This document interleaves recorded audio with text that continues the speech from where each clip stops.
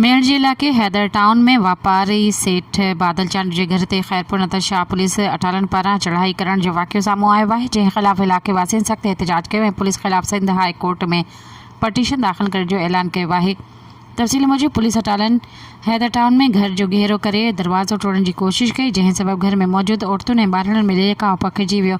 शेरनि मूजिब police जी अहिड़ी अमल सां चादर चौदीवार जो तक़दस पामाल थियो, जंहिं ख़िलाफ़ वॾे अंग में माण्हू घरनि मां निकिरी एहतजाज करण लॻा। शेरनि जो चवणु आहे त लॻभॻि 2 कलाक ताईं इलाइक़े में पुलिस जो कड़ो क़ाइमु रहियो, जॾहिं त अवामी दबाव वधण बैदि पुलिस वापसि थी वई। सेठ बादल चांद जो इल्ज़ाम लॻायो आहे त SHO खैरपुर नाथन शाह एजाज़ अली मसल बिना जवाज़ संदसि घर ते चढ़ाई कई, हुनजे त मथसि अॻु दाख़िल केस कूड़ो आहे, जंहिं में हू ज़मानत ते आज़ादु आहिनि। संदसि वधीक चवणु हो त पुलिस औरतुनि ऐं ॿारनि सां बदसलूकी ऐं मुबैना व तशदुद कंदे फुलुट पिणु कई आहे, जंहिं जा CCTV सबूत मौजूदु आहिनि ऐं हू इन सिलसिले में सिंध हाई कोर्ट में पटिशन दाख़िल कंदे।